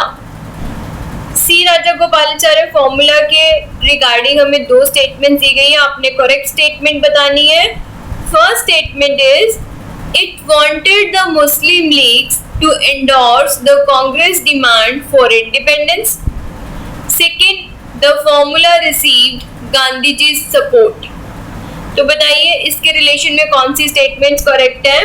तो इस question में सी राजागोपालाचार्य के formula के relation में दोनों ही statement correct हैं। तो हमारा आंसर होगा ऑप्शन सी 1 एंड 2। बिकॉज 1940 में कॉन्स्टिट्यूशनल क्राइसिस को सॉल्व करने के लिए काफी एफर्ट्स किए जा रहे थे और उस टाइम पर जिन्ना कांग्रेस से चाहते थे कि उन्हें टू नेशन थ्योरी के आइडिया को एक्सेप्ट किया जाए, और उस टाइम बहुत सारे लीडर्स ने इंडिविजुअल लेवल पर अपने प्रपोजल लेकर आए थे। उनमें से एक था कांग्रेस लीडर का ये सी राजागोपालाचार्य द्वारा बनाया गया ये प्रपोजल। तो इस प्रपोजल में दोनों ही स्टेटमेंट इसके रिगार्डिंग करेक्ट हैं। So answer is option C. Next is question number 63। The famous book Bandi Jivan that served as a textbook for the revolutionary movement in India was written by बंदी जीवन book किसने लिखी थी? ऑप्शंस है राम प्रसाद बिस्मिल, सचिंद्र नाथ सान्याल, जोगेश चटर्जी या फिर सूर्य सेन। तो बंदी जीवन जो बुक है उसे किसने लिखा था? इसका आंसर है ऑप्शन बी सचिंद्र नाथ सान्याल। सचिंद्र नाथ सान्याल को बनारस कॉन्स्पिरेसी केस में अंडमान निकोबार की सेलुलर जेल में भेज दिया गया था, जहां पर उन्होंने ये फेमस बुक बंदी जीवन लिखी थी। Next is question number 64। In the context of modern Indian history which of the following dealt with dominion status for India. Dominion status for India के लिए किस किसने बात की थी? आपको जो ऑप्शंस दी हुई हैं वो है Cripps mission, August offer, Nehru report. तो डोमिनियन स्टेटस फॉर इंडिया के लिए क्रिप्स मिशन, ऑगस्ट ऑफर और नेहरू रिपोर्ट, इन तीनों ने इसके बारे में बात की थी। तो हमारा जो आंसर होगा वो option C 1, 2 and 3। Next is question number 65। Consider the following statements with reference to the second round table conference। second round table conference के regarding दो statements दी गई हैं और आपने इसमें से incorrect statement बतानी है। first statement is it was the only round table conference attended by Gandhi ji। second statement is the second round table conference got deadlocked on the question of minorities। तो चलिए बताइए second round table के conference में कौन सी statements incorrect है। देखते हैं इसका आंसर। तो इसका आंसर जो है वो नीदर 1 नॉर 2 है। बिकॉज फर्स्ट स्टेटमेंट देखिए गांधी जी जो थे उन्होंने सिर्फ यही वाली सेकेंड राउंड टेबल कॉन्फ्रेंस ही अटेंड की थी, तो ये स्टेटमेंट करेक्ट है। सेकेंडली ये जो कॉन्फ्रेंस थी it was deadlocked on the question of the minorities, तो ये भी करेक्ट स्टेटमेंट है, लेकिन हमें इनकरेक्ट पूछी थी इसलिए आंसर क्या होगा option D neither 1 nor 2। Next is question number 66। Consider the following statements about sir Syed Ahmad Khan. Famous personality है मॉडर्न इंडिया की सर सैयद अहमद खान। आपने बताना है कि इसमें से कौन सी स्टेटमेंट उनके रिगार्डिंग करेक्ट है। First statement is he set up the Mohammedan Anglo-Oriental College which later became the Aligarh Muslim University। Second statement is he opposed imparting modern scientific education for Muslims। Third is he opposed the formation of Indian National Congress। So बताइए इसके relation में कौन सी statements correct हैं। चलिए देखते हैं इसका आंसर। तो इसमें जो स्टेटमेंट फर्स्ट है वो करेक्ट है। सर सैयद अहमद खान ने मोहम्मदन एंग्लो ओरिएंटल कॉलेज की स्थापना की थी जो बाद में अलीगढ़ मुस्लिम यूनिवर्सिटी बन गई थी। Second statement is he opposed imparting modern scientific education for Muslim. This is incorrect because उन्होंने एनकरेज किया था साइंटिफिक एजुकेशन फॉर मुस्लिम्स के लिए। थर्ड जो है थर्ड स्टेटमेंट करेक्ट है, उन्होंने अपोज किया था आईएनसी की फॉर्मेशन के लिए। सो आंसर होगा option B 1 and 3। Next is question number 67। Consider the following statements regarding Sita Nawazal paintings। First statement is these paintings are the rock cut painting found in the state of Tamil Nadu। Second statement is these paintings are associated with Jainism. तो इन paintings के regarding आपने correct statements बतानी है कि जो ऊपर दो statement दी गई हैं वो करेक्ट है या नहीं. तो चलिए देखते हैं इसका आंसर क्या होगा. इस क्वेश्चन में दोनों ही statement regarding Sittanavasal paintings correct हैं because these paintings are rock cut paintings जो कि तमिलनाडु में है. सेकेंडली ये जो है वो जैनिज्म के साथ एसोसिएटेड है. तो हमारा जो आंसर होगा वो option C, both 1 and 2. Next is question number 68. In the context of medieval India, consider the following statements regarding the ICTA system. ICTA system के ऊपर बहुत बार यूपीएससी में भी और स्टेट पीसीएस में भी क्वेश्चन पूछा हुआ है. तो इसके रिगार्डिंग दो स्टेटमेंट्स दी गई हैं, हमने करेक्ट स्टेटमेंट बतानी है. First statement is ICTA system was introduced by sultans after the establishment of sultanate. Second statement is ICTAs were granted only for administrative and revenue purposes. तो चलिए बताइए इसका आंसर क्या होगा. इसका आंसर होगा ऑप्शन ए, 1 only. बिकॉज जो ICTAs थे these were granted for maintenance of religious houses, tanks, saints and sultans, mosque and also to the persons for their livelihood. So these were not only for the administrative and revenue purposes. Second statement incorrect है लेकिन first statement correct है. It was introduced by the sultans after the establishment of sultanate. So answer is option A. चलिए अब देखते हैं question number 69. With reference to the modern Indian history, which of the following is or are not correct regarding the Pune Pact? Pune Pact के बारे में आपने पढ़ा होगा. हमें बताना है कि कौन सी स्टेटमेंट्स करेक्ट नहीं है. ऑप्शन है first A is it was signed by B.R. Ambedkar on behalf of the depressed classes. B is 50% of the seats in the central legislature were reserved for the depressed classes. C option is the idea of separate electorates for the depressed classes was abandoned. D is it was accepted by the government as an amendment to the communal award. तो बताइए इनमें से कौन सी statement Poona pact के regarding correct नहीं है. चलिए देखते हैं इसका आंसर क्या होगा. तो बच्चों इसका आंसर है ऑप्शन बी. ऑप्शन बी जो है वो इनकरेक्ट है because seats reserve for depressed classes were increased from 71 to 147 in provincial legislature and to 18% of the total in central legislature. So statement B जो है वो incorrect है. बाकी सारे statement correct है इस क्वेश्चन में. तो आंसर होगा ऑप्शन B. चलो देखते हैं क्वेश्चन नंबर 70.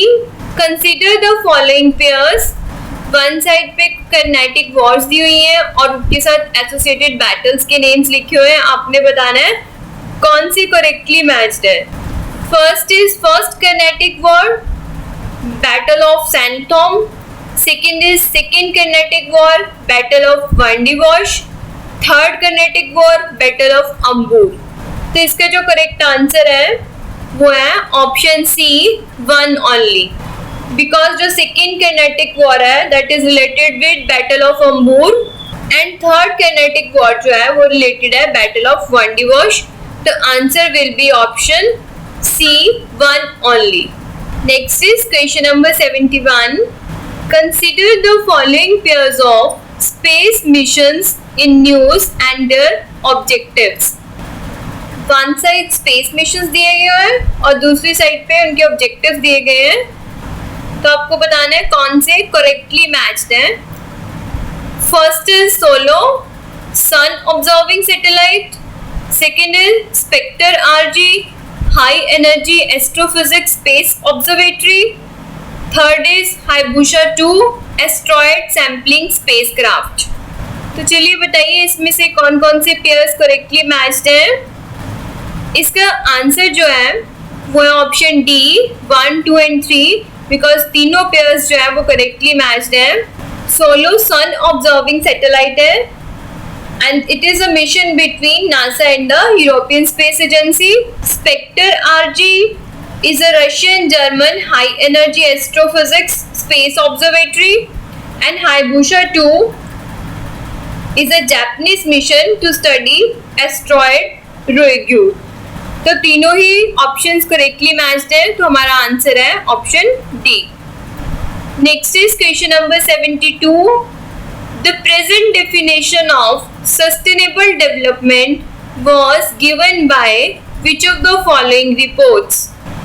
सस्टेनेबल डेवलपमेंट का कंसेप्ट बहुत इंपॉर्टेंट है, तो इसकी जो डेफिनेशन है वो कौन सी रिपोर्ट्स के थ्रू आई थी?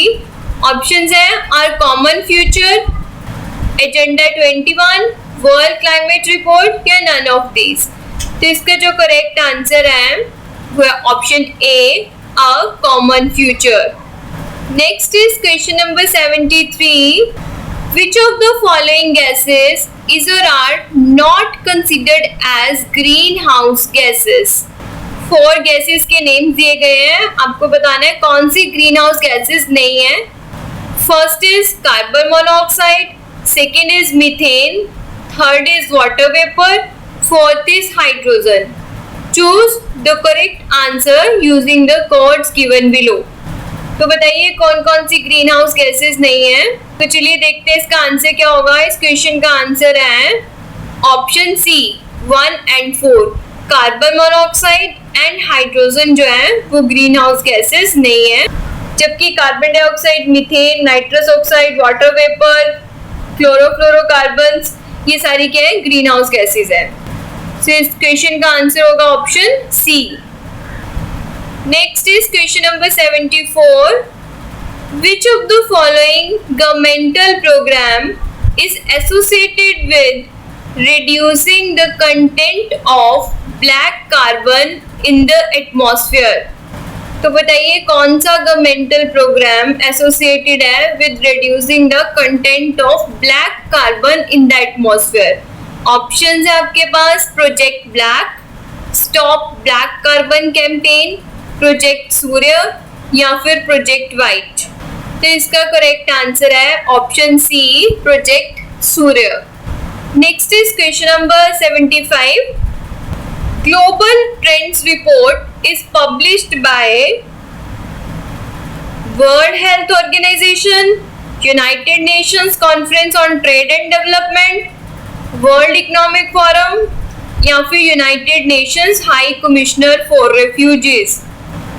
तो ग्लोबल ट्रेंड्स रिपोर्ट जो है उसे पब्लिश किया जाता है by United Nations high commissioners for refugees के थ्रू. तो answer is option D. Next is question number 76. Consider the following statements. First statement is India has largest thorium reserves in the world. Second statement is unlike uranium, thorium alone cannot be directly used as nuclear fuel in a reactor. तो बताइए कौन सा answer है इसमें से, कौन सी statement correct है? 1 only, 2 only, both 1 and 2, neither 1 nor 2. चलिए बताते हैं इसका आंसर. इसका आंसर है option B, 2 only, because first statement incorrect है. इंडिया में जो थोरियम रिजर्व है that is in range of 25 to 30% ऑफ total world thorium deposits. So ये स्टेटमेंट इनकरेक्ट हो गई. सेकंड जो है unlike uranium, thorium alone can not be directly use as nuclear fuel in a reactor. ये statement correct है. Thorium को directly हम as a nuclear fuel use नहीं कर सकते रिएक्टर में, तो ये वाली स्टेटमेंट करेक्ट है. तो हमारा आंसर बनेगा इस क्वेश्चन का option B, 2 only. Next is question number 77. Consider the following pairs. One side आपको डिफेंस इक्विपमेंट्स दिए गए हैं और उनकी टाइप के बारे में बताया गया है. तो चलिए देखते हैं कौन कौन से करेक्टली मैच्ड हैं. First is NASAMS 2. इसको बताया गया type surface to air missile. Second is Astra MK1 aircraft. Third is Apache and Chinook helicopter. तो बताइए कौन सा इसका आंसर रहेगा. तो इसका जो आंसर है वो है option C, 1 and 3 only, because जो अस्त्र MK1 है it is air to air missile, not a aircraft. So answer is option C. Next is question number 78. Consider the following statements regarding the protection of children from sexual offenses, जिसे कि POCSO act 2012 के नाम से जाना जाता है। आपने बताना है इसके रिगार्डिंग कौन सी स्टेटमेंट्स करेक्ट है। First statement is the act defines a child as any person below 18 years of age.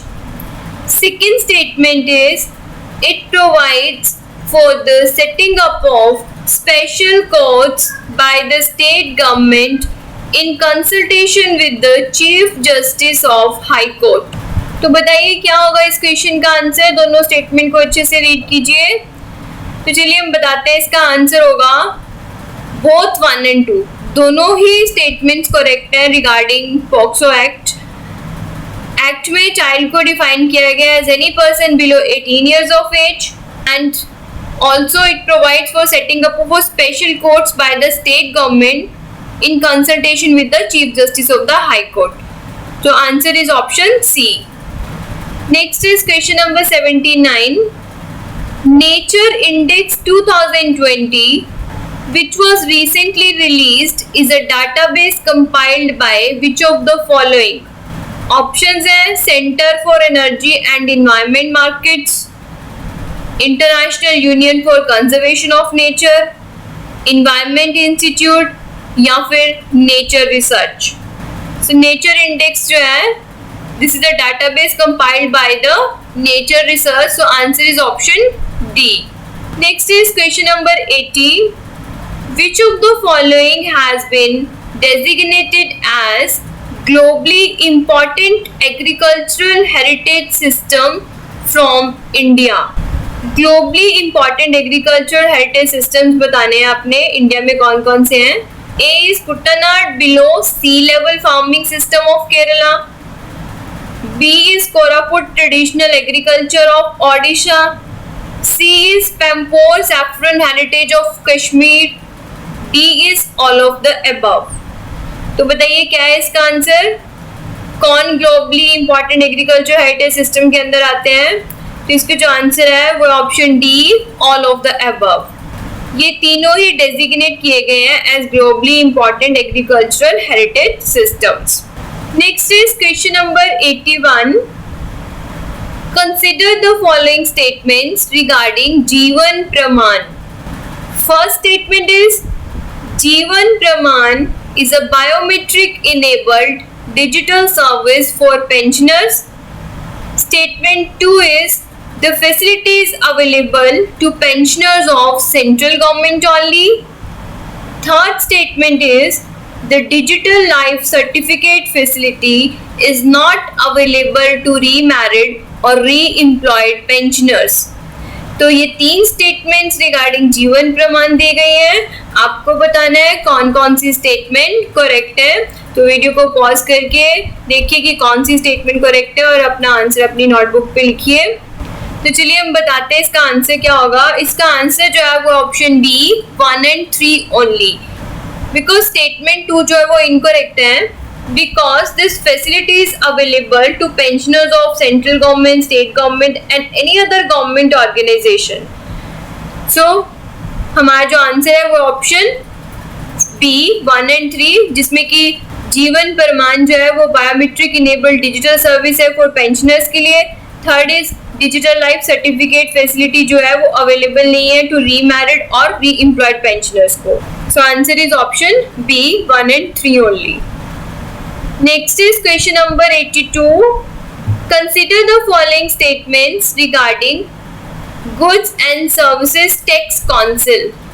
Goods and Services Tax Council के regarding 2 statements दी गई हैं। आपने बताना है इनमें से कौन सी statement correct है या incorrect है। First statement is Article 279A empowered the President to constitute a GST Council by an order.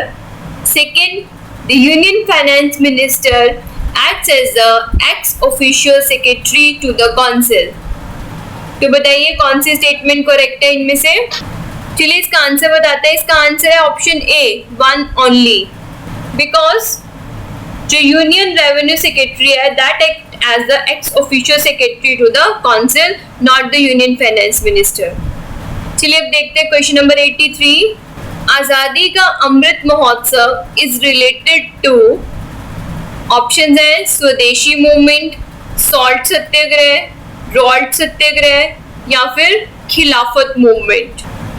तो इसका जो आंसर है वो ऑप्शन बी, सॉल्ट सत्याग्रह. आजादी ka Amrit Mahotsav is a series of events organised by the government of India to commemorate the 75th anniversary of independence, and it is related to salt satyagraha. Answer is option B. Next is question number 84. Consider the following statements regarding Missile Technology Control Regime (MTCR). First statement is, it is a formal political understanding among states that seek to limit the proliferation of missiles and missile technology. Second statement is, the regime was formed in 1987 by the G7 industrialized countries. Which of the statements given above is or are incorrect? इसमें आपने incorrect statement बतानी है MTCR के regarding. तो इसमें जो statement first है, it is a formal political understanding, this statement is incorrect because it is not a formal, it is informal political understanding among states that seek to limit the proliferation of missiles and missile technology. Second statement is correct. Regime was formed in 1987 by the G7 industrialized country. तो इस question का जो हमारा answer है, हमने incorrect statement choose करनी थी, तो हमारा आंसर होगा one only, means option A. Next is question number 85. Food waste index report 2021 was published by, options है आपके पास, World Food Programme, Food and Agriculture Organisation, International Fund for Agricultural Development, the United Nations Environment Programme. So इसका answer जो है वो option D, food waste index report 2021 was published by United Nations Environment Program. Next is question number 86. Consider the following statements regarding overseas citizen of India. First statement is, the foreigner has to be ordinarily resident of India to be eligible to apply for OCI registration in India. Second statement is, they have been provided with multiple entry, multi-purpose lifelong visa to visit India. तो दो statement जो दी गई है overseas citizen of India के regarding, आपने बतानी है कि कौन सी इनमें से करेक्ट है. तो चलिए इसका आंसर जो है वो ऑप्शन सी, बोथ 1 and 2 दोनों स्टेटमेंट्स इसमें क्वेश्चन में करेक्ट है, तो आंसर होगा option C. Next is question number 87. Consider the following statements regarding non banking financial companies. Non banking financial company NBFC news में रहती है, तो इसके रिगार्डिंग हमारे पास 3 स्टेटमेंट्स हैं, तो हमने बताना है कौन कौन सी स्टेटमेंट करेक्ट है. First statement is, a non-banking financial company is a company registered under the Companies Act 1956. Second statement is, NBFC can accept demand deposits. Third is, NBFCs form part of the payment and settlement system. तो बताइए students क्या होगा इसका answer, कौन सी statement इसमें correct है. चलिए इसका आंसर बताते हैं. इसका आंसर है option A, 1 only. NBFC is a company registered under the Companies Act 1956. Yes, this is correct statement. But जो NBFCs हैं वो डिमांड डिपॉजिट एक्सेप्ट नहीं करते हैं, सो ये स्टेटमेंट इनकरेक्ट है. And NBFC doesn't form the part of payment and settlement system, तो ये भी स्टेटमेंट इनकरेक्ट है. सो हमारे पास जो आंसर बचेगा वो है only 1, means option A. Next is question number 88. Consider the following statements regarding Sundarbans. Statement 1 is, it is the only mangrove forest in the world inhabited by tigers. Second statement is, it is recognized as UNESCO World Heritage Site. So which of the statements given above is or are incorrect? तो यहाँ पे incorrect statement पूछी हमसे. तो first statement देखिए, first statement correct है because it is the only mangrove forest in the world which is inhabited by tigers. Second, इसको as a UNESCO world heritage site भी रिकॉग्नाइज किया गया है. तो दोनों ही स्टेटमेंट करेक्ट है.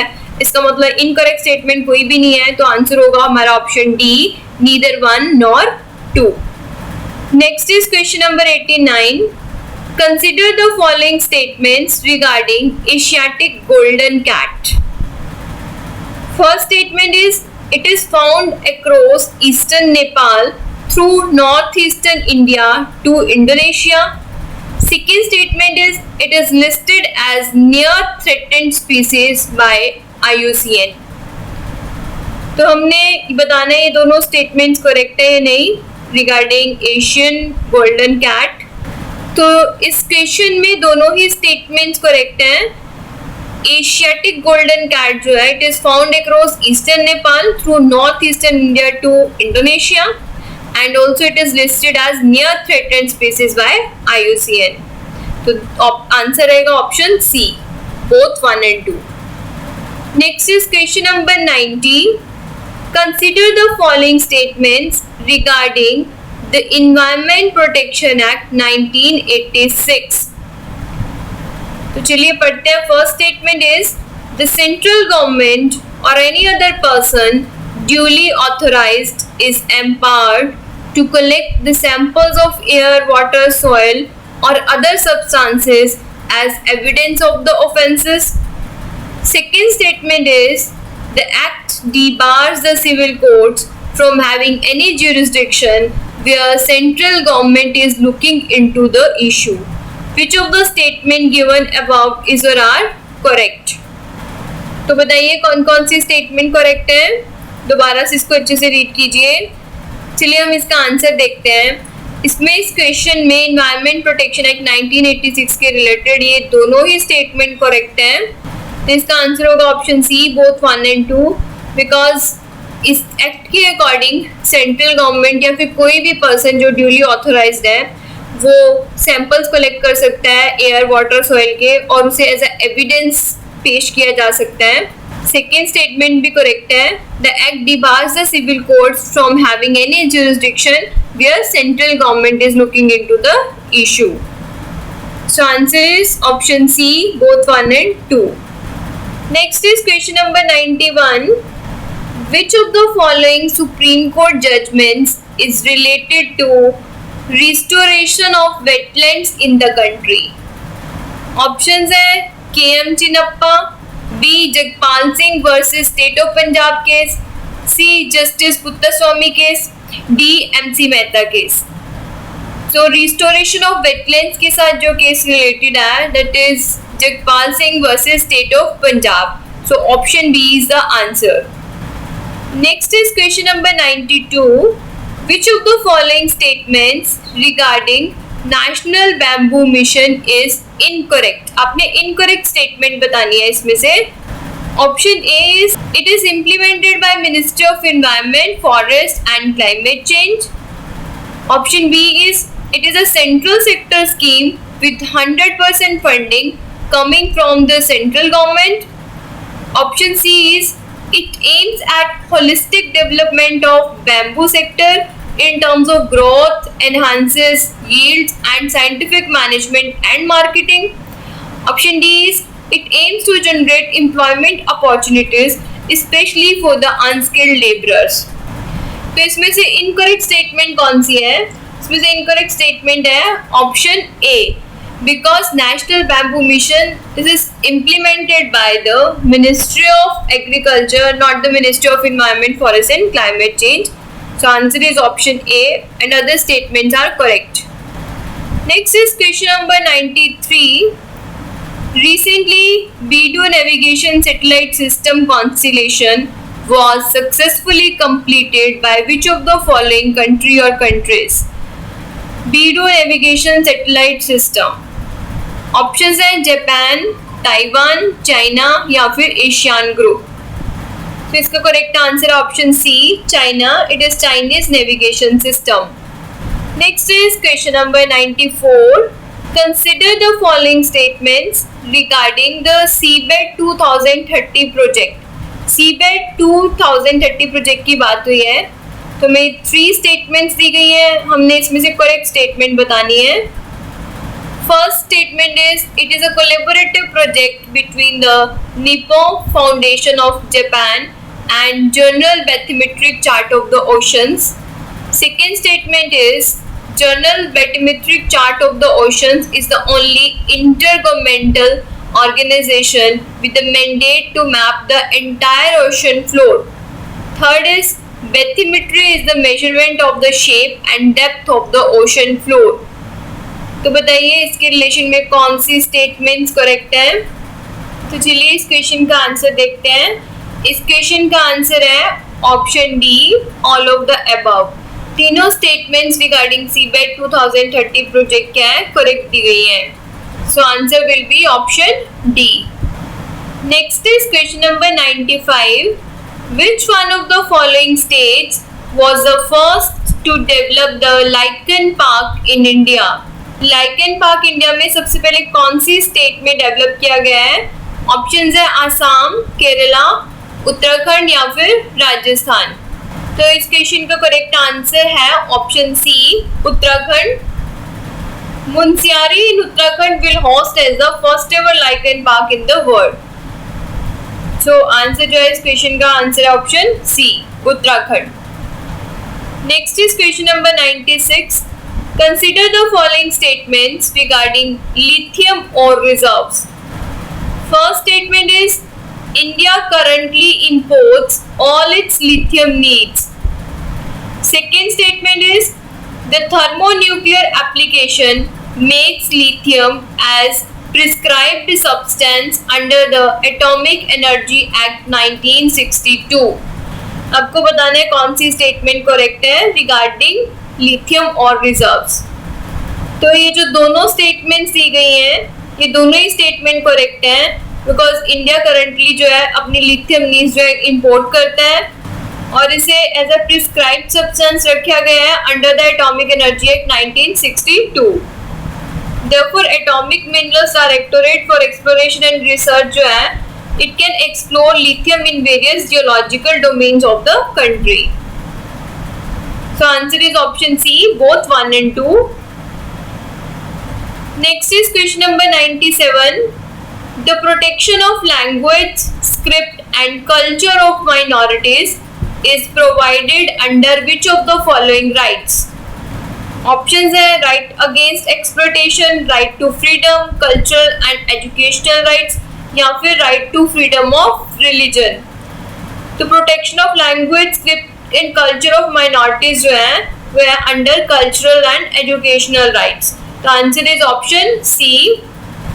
Next is question number 98. Consider the following statements regarding coal in India. First statement is Indian coal has lower calorific value and high ash content. Second statement is Indian coal reserves are primarily of anthracite and peat. Third is India has the world's 4th largest reserve of coal।